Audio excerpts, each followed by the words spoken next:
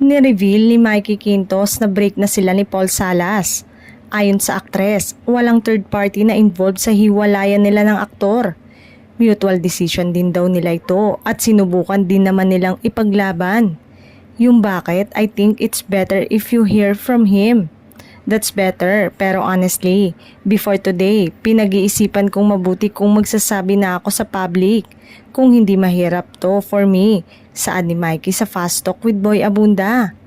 Shocking sa akin lahat ngayon, shocking. A month ago na yung nag-start kaming mag-usap about this decision.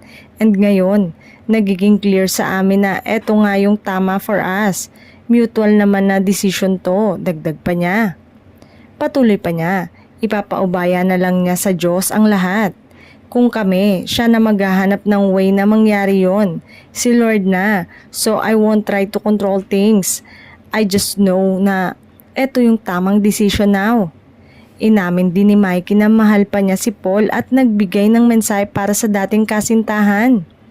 Paul, thank you. 4 years ang alam ko naman na yon. Nasabi ko na yung mga gusto kong sabihin. Maybe I wanna remind you lang na nasa iyo to make all this worth it.